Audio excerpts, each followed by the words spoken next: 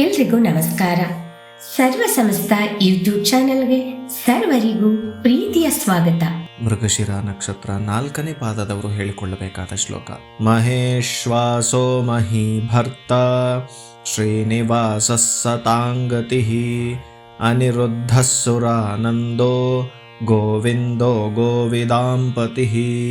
ಮಹೇಶ್ವಾಸೋ ಮಹಿ ಭರ್ತ ಶ್ರೀನಿವಾಸ ಸತಾಂಗತಿ ಅನಿರುದ್ಧಸ್ಸುರಾನಂದೋ ಗೋವಿಂದೋ ಗೋವಿದಾಂಪತಿ.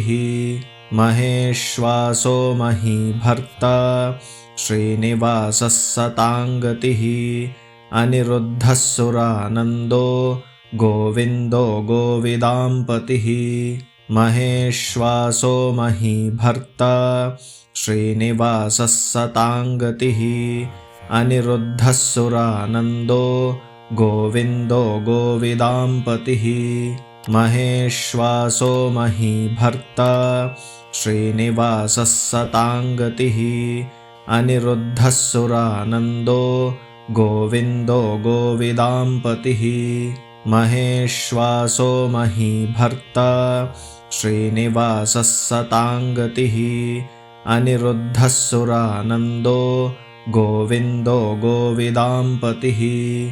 ಮಹೇಶ್ವಾಸೋ ಮಹಿ ಭರ್ತ ಶ್ರೀನಿವಾಸ ಸತಾಂಗತಿ ಅನಿರುದ್ಧಸ್ಸುರಾನಂದೋ ಗೋವಿಂದೋ ಗೋವಿದಾಂಪತಿ. ಮಹೇಶ್ವಾಸೋ ಮಹಿ ಭರ್ತ ಶ್ರೀನಿವಾಸ ಸತಾಂಗತಿ ಅನಿರುದ್ಧಸ್ಸುರಾನಂದೋ ಗೋವಿಂದೋ ಗೋವಿದಾಂಪತಿ. ಮಹೇಶ್ವಾಸೋ ಮಹಿ ಭರ್ತ ಶ್ರೀನಿವಾಸ ಸತಾಂಗತಿ ಅನಿರುದ್ಧಸ್ಸುರಾನಂದೋ ಗೋವಿಂದೋ ಗೋವಿದಾಂಪತಿ. ಮಹೇಶ್ವಾಸೋ ಮಹಿ ಭರ್ತ ಶ್ರೀನಿವಾಸ ಸತಾಂಗತಿ ಅನಿರುದ್ಧಸ್ಸುರಾನಂದೋ ಗೋವಿಂದೋ ಗೋವಿದಾಂಪತಿ. ಮಹೇಶ್ವಾಸೋ ಮಹಿ ಭರ್ತ ಶ್ರೀನಿವಾಸ ಸತಾಂಗತಿ ಅನಿರುದ್ಧಸ್ಸುರಾನಂದೋ ಗೋವಿಂದೋ ಗೋವಿದಾಂಪತಿ. ಮಹೇಶ್ವಾಸೋ ಮಹಿ ಭರ್ತ ಶ್ರೀನಿವಾಸ ಸತಾಂಗತಿ ಅನಿರುದ್ಧಸ್ಸುರಾನಂದೋ ಗೋವಿಂದೋ ಗೋವಿದಾಂಪತಿ. ಮಹೇಶ್ವಾಸೋ ಮಹಿ ಭರ್ತ ಶ್ರೀನಿವಾಸ ಸತಾಂಗತಿ ಅನಿರುದ್ಧಸ್ಸುರಾನಂದೋ ಗೋವಿಂದೋ ಗೋವಿದಾಂಪತಿ. ಮಹೇಶ್ವಾಸೋ ಮಹಿ ಭರ್ತ ಶ್ರೀನಿವಾಸ ಸತಾಂಗತಿ ಅನಿರುದ್ಧಸ್ಸುರಾನಂದೋ ಗೋವಿಂದೋ ಗೋವಿದಾಂಪತಿ. ಮಹೇಶ್ವಾಸೋ ಮಹಿ ಭರ್ತ ಶ್ರೀನಿವಾಸ ಸತಾಂಗತಿ ಅನಿರುದ್ಧಸ್ಸುರಾನಂದೋ ಗೋವಿಂದೋ ಗೋವಿದಾಂಪತಿ. ಮಹೇಶ್ವಾಸೋ ಮಹಿ ಭರ್ತ ಶ್ರೀನಿವಾಸ ಸತಾಂಗತಿ ಅನಿರುದ್ಧಸ್ಸುರಾನಂದೋ ಗೋವಿಂದೋ ಗೋವಿದಾಂಪತಿ. ಮಹೇಶ್ವಾಸೋ ಮಹಿ ಭರ್ತ ಶ್ರೀನಿವಾಸ ಸತಾಂಗತಿ ಅನಿರುದ್ಧಸ್ಸುರಾನಂದೋ ಗೋವಿಂದೋ ಗೋವಿದಾಂಪತಿ. ಮಹೇಶ್ವಾಸೋ ಮಹಿ ಭರ್ತ ಶ್ರೀನಿವಾಸ ಸತಾಂಗತಿ ಅನಿರುದ್ಧಸ್ಸುರಾನಂದೋ ಗೋವಿಂದೋ ಗೋವಿದಾಂಪತಿ. ಮಹೇಶ್ವಾಸೋ ಮಹಿ ಭರ್ತ ಶ್ರೀನಿವಾಸ ಸತಾಂಗತಿ ಅನಿರುದ್ಧಸ್ಸುರಾನಂದೋ ಗೋವಿಂದೋ ಗೋವಿದಾಂಪತಿ. ಮಹೇಶ್ವಾಸೋ ಮಹಿ ಭರ್ತ ಶ್ರೀನಿವಾಸ ಸತಾಂಗತಿ ಅನಿರುದ್ಧಸ್ಸುರಾನಂದೋ ಗೋವಿಂದೋ ಗೋವಿದಾಂಪತಿ. ಮಹೇಶ್ವಾಸೋ ಮಹಿ ಭರ್ತ ಶ್ರೀನಿವಾಸ ಸತಾಂಗತಿ ಅನಿರುದ್ಧಸ್ಸುರಾನಂದೋ ಗೋವಿಂದೋ ಗೋವಿದಾಂಪತಿ.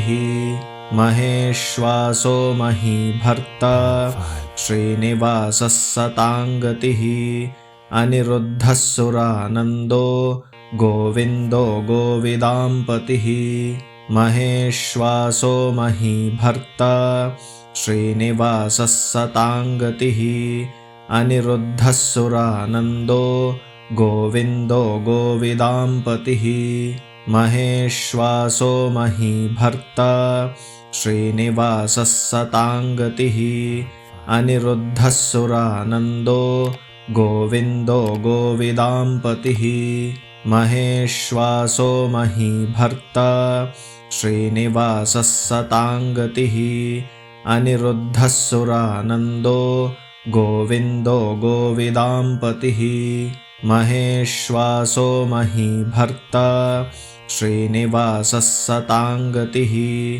अनिरुद्धः सुरानन्दो गोविन्दो गोविदाम्पतिः महेश्वासो महीभर्ता श्रीनिवासः सताङ्गतिः अनिरुद्धः सुरानन्दो गोविन्दो गोविदाम्पतिः महेश्वासो महीभर्ता श्रीनिवासः सताङ्गतिः अनिरुद्धः सुरानन्दो गोविन्दो गोविदाम्पतिः महेश्वासो महीभर्ता श्रीनिवासः सताङ्गतिः अनिरुद्धः सुरानन्दो गोविन्दो गोविदाम्पतिः महेश्वासो महीभर्ता श्रीनिवासः सताङ्गतिः अनिरुद्धः सुरानन्दो गोविन्दो गोविदाम्पतिः महेश्वासो महीभर्ता श्रीनिवासः सताङ्गतिः अनिरुद्धः सुरानन्दो गोविन्दो गोविदाम्पतिः महेश्वासो महीभर्ता श्रीनिवासः सताङ्गतिः अनिरुद्धः सुरानन्दो गोविन्दो गोविदाम्पतिः महेश्वासो महीभर्ता श्रीनिवासः सताङ्गतिः अनिरुद्धः सुरानन्दो गोविन्दो गोविदाम्पतिः महेश्वासो महीभर्ता श्रीनिवासः सताङ्गतिः अनिरुद्धः सुरानन्दो गोविन्दो गोविदाम्पतिः महेश्वासो महीभर्ता श्रीनिवासः सताङ्गतिः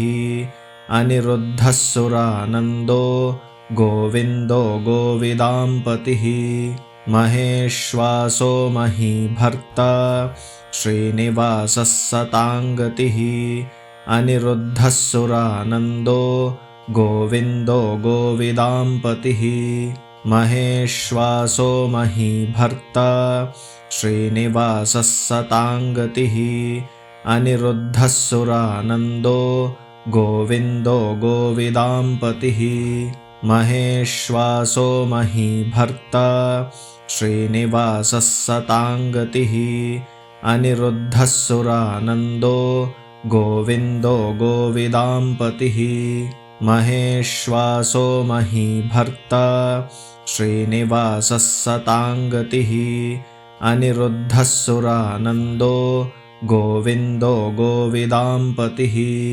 महेश्वासो महीभर्ता श्रीनिवासः सताङ्गतिः अनिरुद्धः सुरानन्दो गोविन्दो गोविदाम्पतिः महेश्वासो महीभर्ता श्रीनिवासः सताङ्गतिः अनिरुद्धः सुरानन्दो गोविन्दो गोविदाम्पतिः महेश्वासो महीभर्ता श्रीनिवासः सताङ्गतिः अनिरुद्धः सुरानन्दो गोविन्दो गोविदाम्पतिः महेश्वासो महीभर्ता श्रीनिवासः सताङ्गतिः अनिरुद्धः सुरानन्दो गोविन्दो गोविदाम्पतिः महेश्वासो महीभर्ता श्रीनिवासः सताङ्गतिः अनिरुद्धः सुरानन्दो गोविन्दो गोविदाम्पतिः महेश्वासो महीभर्ता श्रीनिवासः सताङ्गतिः अनिरुद्धः सुरानन्दो गोविन्दो गोविदाम्पतिः महेश्वासो महीभर्ता श्रीनिवासः सताङ्गतिः अनिरुद्धः सुरानन्दो गोविन्दो गोविदाम्पतिः महेश्वासो महीभर्ता श्रीनिवासः सताङ्गतिः अनिरुद्धः सुरानन्दो गोविन्दो गोविदाम्पतिः महेश्वासो महीभर्ता श्रीनिवासः सताङ्गतिः अनिरुद्धः सुरानन्दो गोविन्दो गोविदाम्पतिः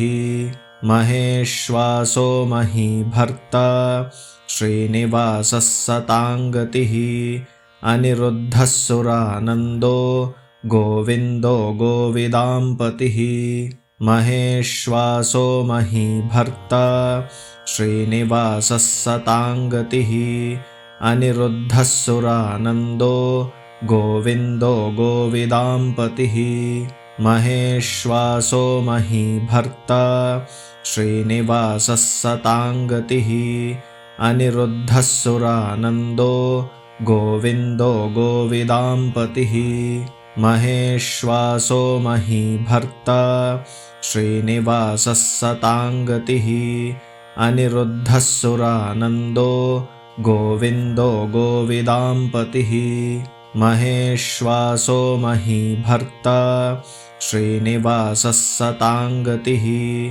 अनिरुद्धः सुरानन्दो गोविन्दो गोविदाम्पतिः महेश्वासो महीभर्ता श्रीनिवासः सताङ्गतिः अनिरुद्धः सुरानन्दो गोविन्दो गोविदाम्पतिः महेश्वासो महीभर्ता श्रीनिवासः सताङ्गतिः अनिरुद्धः सुरानन्दो गोविन्दो गोविदाम्पतिः महेश्वासो महीभर्ता श्रीनिवासः सताङ्गतिः अनिरुद्धः सुरानन्दो गोविन्दो गोविदाम्पतिः महेश्वासो महीभर्ता श्रीनिवासः सताङ्गतिः अनिरुद्धः सुरानन्दो गोविन्दो गोविदाम्पतिः महेश्वासो महीभर्ता श्रीनिवासः सताङ्गतिः अनिरुद्धः सुरानन्दो गोविन्दो गोविदाम्पतिः महेश्वासो महीभर्ता श्रीनिवासः सताङ्गतिः अनिरुद्धः सुरानन्दो गोविन्दो गोविदाम्पतिः महेश्वासो महीभर्ता श्रीनिवासः सताङ्गतिः अनिरुद्धः सुरानन्दो गोविन्दो गोविदाम्पतिः महेश्वासो महीभर्ता श्रीनिवासः सताङ्गतिः अनिरुद्धः सुरानन्दो गोविन्दो गोविदाम्पतिः महेश्वासो महीभर्ता श्रीनिवासः सताङ्गतिः अनिरुद्धः सुरानन्दो गोविन्दो गोविदाम्पतिः महेश्वासो महीभर्ता श्रीनिवासः सताङ्गतिः अनिरुद्धः सुरानन्दो गोविन्दो गोविदाम्पतिः महेश्वासो महीभर्ता श्रीनिवासः सताङ्गतिः अनिरुद्धः सुरानन्दो गोविन्दो गोविदाम्पतिः महेश्वासो महीभर्ता श्रीनिवासः सताङ्गतिः अनिरुद्धः सुरानन्दो गोविन्दो गोविदाम्पतिः महेश्वासो महीभर्ता श्रीनिवासः सताङ्गतिः अनिरुद्धः सुरानन्दो गोविन्दो गोविदाम्पतिः महेश्वासो महीभर्ता श्रीनिवासः सताङ्गतिः अनिरुद्धः सुरानन्दो गोविन्दो गोविदाम्पतिः महेश्वासो महीभर्ता श्रीनिवासः सताङ्गतिः अनिरुद्धः सुरानन्दो गोविन्दो गोविदाम्पतिः महेश्वासो महीभर्ता श्रीनिवासः सताङ्गतिः अनिरुद्धः सुरानन्दो गोविन्दो गोविदाम्पतिः महेश्वासो महीभर्ता श्रीनिवासः सताङ्गतिः अनिरुद्धः सुरानन्दो गोविन्दो गोविदाम्पतिः महेश्वासो महीभर्ता श्रीनिवासः सताङ्गतिः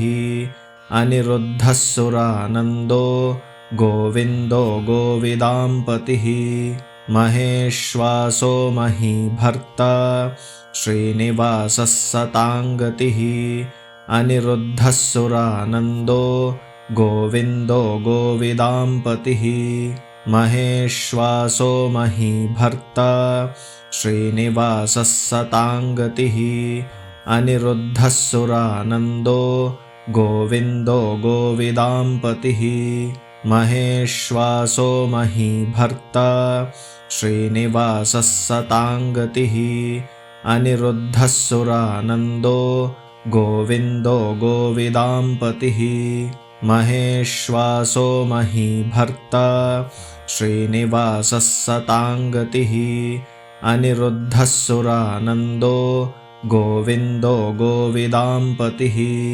महेश्वासो महीभर्ता श्रीनिवासः सताङ्गतिः अनिरुद्धः सुरानन्दो गोविन्दो गोविदाम्पतिः महेश्वासो महीभर्ता श्रीनिवासः सताङ्गतिः अनिरुद्धः सुरानन्दो गोविन्दो गोविदाम्पतिः महेश्वासो महीभर्ता श्रीनिवासः सताङ्गतिः अनिरुद्धः सुरानन्दो गोविन्दो गोविदाम्पतिः महेश्वासो महीभर्ता श्रीनिवासः सताङ्गतिः अनिरुद्धः सुरानन्दो गोविन्दो गोविदाम्पतिः महेश्वासो महीभर्ता श्रीनिवासः सताङ्गतिः अनिरुद्धः सुरानन्दो गोविन्दो गोविदाम्पतिः महेश्वासो महीभर्ता श्रीनिवासः सताङ्गतिः अनिरुद्धः सुरानन्दो गोविन्दो गोविदाम्पतिः महेश्वासो महीभर्ता श्रीनिवासः सताङ्गतिः अनिरुद्धः सुरानन्दो गोविन्दो गोविदाम्पतिः महेश्वासो महीभर्ता श्रीनिवासः सताङ्गतिः अनिरुद्धः सुरानन्दो गोविन्दो गोविदाम्पतिः महेश्वासो महीभर्ता श्रीनिवासः सताङ्गतिः अनिरुद्धः सुरानन्दो गोविन्दो गोविदाम्पतिः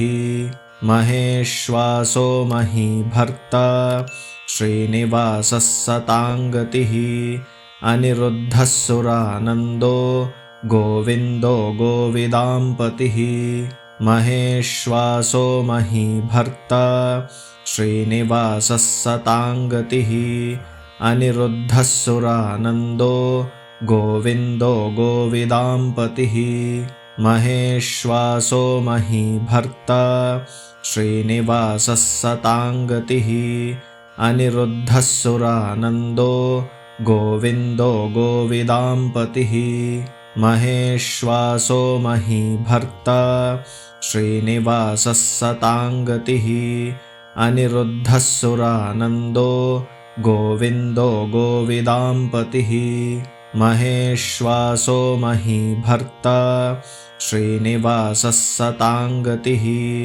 अनिरुद्धः सुरानन्दो गोविन्दो गोविदाम्पतिः महेश्वासो महीभर्ता श्रीनिवासः सताङ्गतिः अनिरुद्धः सुरानन्दो गोविन्दो गोविदाम्पतिः महेश्वासो महीभर्ता श्रीनिवासः सताङ्गतिः अनिरुद्धः सुरानन्दो गोविन्दो गोविदाम्पतिः महेश्वासो महीभर्ता श्रीनिवासः सताङ्गतिः अनिरुद्धः सुरानन्दो गोविन्दो गोविदाम्पतिः महेश्वासो महीभर्ता श्रीनिवासः सताङ्गतिः अनिरुद्धः सुरानन्दो गोविन्दो गोविदाम्पतिः